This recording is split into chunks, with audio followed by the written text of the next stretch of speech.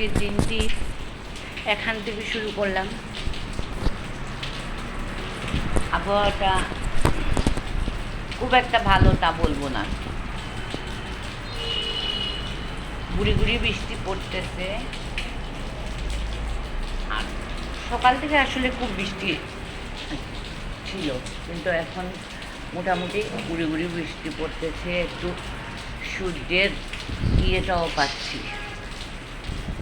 কিন্তু এই বৃষ্টির মধ্যে আসলে কোনো কাজকর্ম করতে মন সায় দেয় না। মনের সাথে বৃষ্টির সম্পর্ক আমার মনে হয় রয়েছে, এবং বৃষ্টির সাথে মনের সম্পর্ক কিছুটা রয়েছে।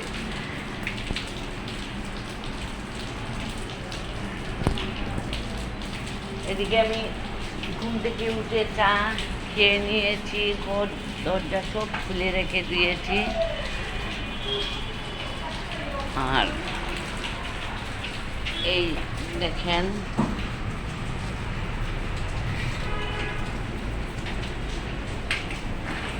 আমার মেয়ে এখন উঠেছে, আর এই দেখেন ওর বিছানা টিছানা রয়ে গেছে, ওটা হয়নি।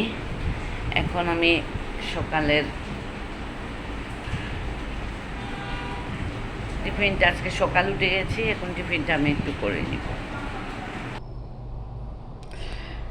আর যেহেতু আমি একটু চিড়ার পোলাও করব টিফিনটা, তাই প্রতিদিন এক ধরনের খাবার তো ভালো লাগে না, তাই আমি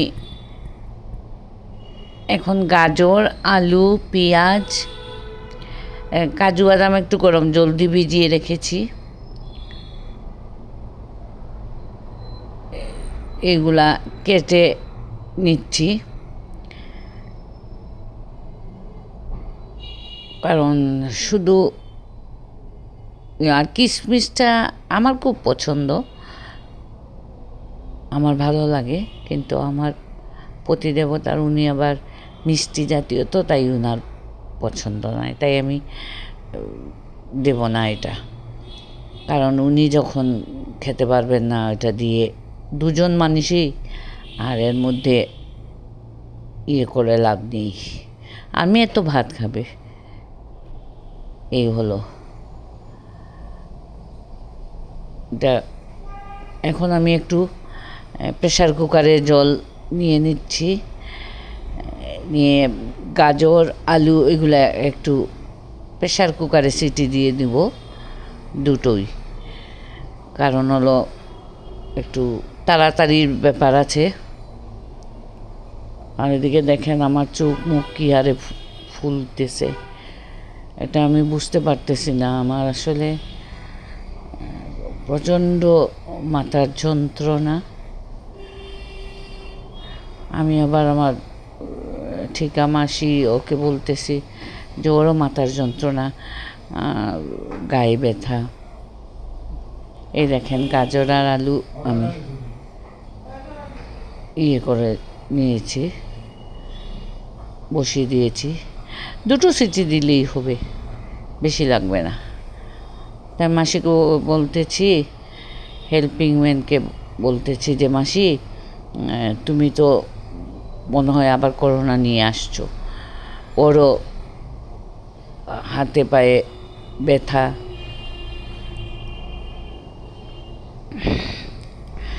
এদিকে দিয়ে দিলাম এলাচি, দারচিনি, তেজপাতা, পেঁয়াজ,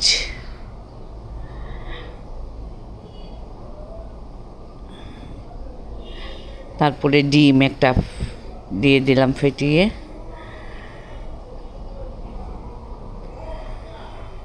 তারপরে দিয়ে দিলাম গাজর, আলু, এরপরে দিয়ে দেব, একসাথেই দিয়ে দিয়েছি কাজু বাদাম। আর এখন চিড়াটা একটু করে দিয়ে দেবো। আচ্ছা, একটু লবণ দিয়ে দিলাম আমি, এই কাজু বাদাম দিয়ে দিলাম।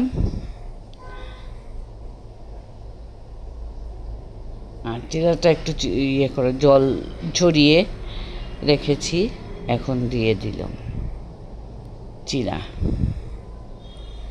অনেকে হলুদ দেয়, আমি হলুদ দেব না, কারণ যেহেতু আলু ভাজা, গাজর এইসবের মধ্যে একটু হলদে হলদে ভাব আছে, তাই দেব না। আর একটু জল দিয়ে একটু সিদ্ধ করে নিলে ভালো হয়। আর যারা একদম ঝরঝরা পছন্দ করে তাদের জন্য আবার এটা না করলেই চলে। তার মধ্যে ঘি একটু দিয়ে দিলাম।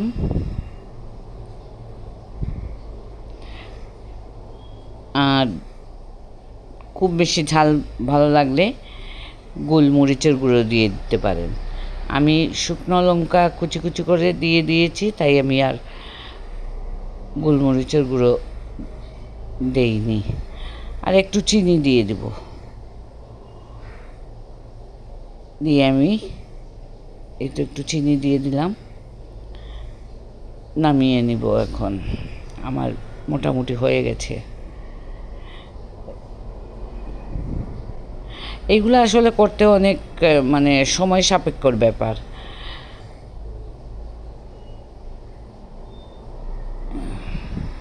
যে এখন আমি বেড়ে দিচ্ছি আমার জন্য, আমার প্রতিদেবতা দুজনের জন্য। আর বললাম তো মেয়ে ভাত খাবে, আর আমার মাসিও ভাত খাবেন। এখন মাছটা আমি আজকে বাজার থেকে টুমা দিয়ে আনা হয়নি, বাসায় রাখা হয়েছে, তাই ও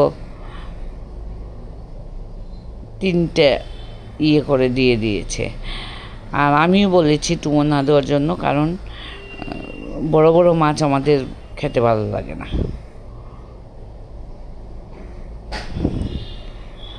মানুষ 3জন, তার মধ্যে মেয়ে তো মাছ খায়ই না। এই দুটুমা 4টুমা রান্না করলেও পরের দিন দেখা যায় 2টুমা রয়ে গেছে, কারণ আমারও খেতে ভালো লাগে না।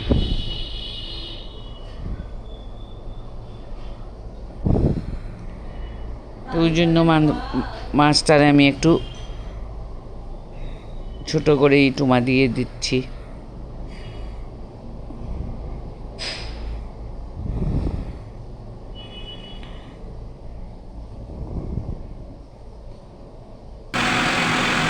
আর এদিকে মাসি আমাকে বলতেছেন যে ওকে একটু শস্য ব্লেন্ডার করে দেওয়ার জন্য, কারণ ওনার তো আরও 2টো বাসায় যেতে হবে। তা আমি একটু শস্য ব্লেন্ডার করে দিয়ে দিচ্ছি। তারপরে চলে আসলাম আমার যথারীতি ঠাকুরঘরে। আজকে তো আমি আর আপনাদের সাথে আমার সকালের চা খাওয়া, সকালের ঠাকুরের টিফিন, এগুলো আমি কোনো কিছুই শেয়ার করিনি।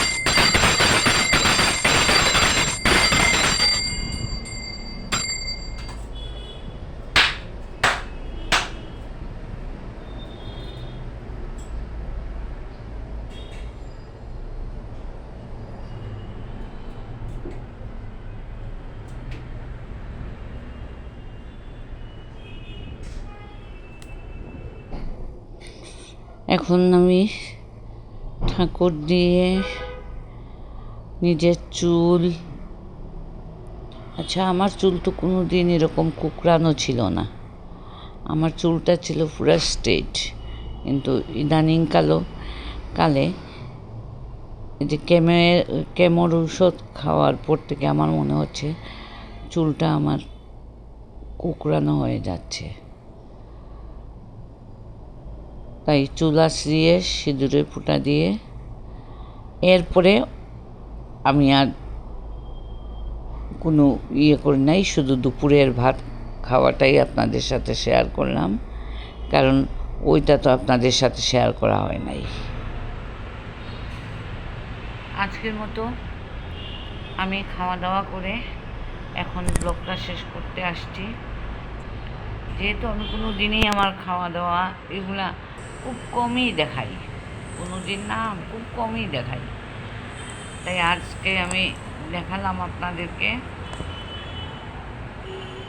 খাওয়া দাওয়া শেষ করে এখন একটু বিশ্রাম নিব,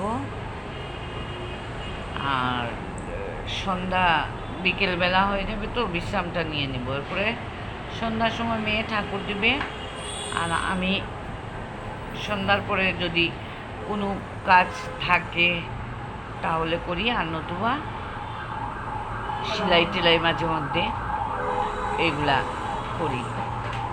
আর আমাদের বয়সে আর কি করার আছে, সেলাই টেলাই ওইগুলাই মাঝে মাঝে আমি একটু করি।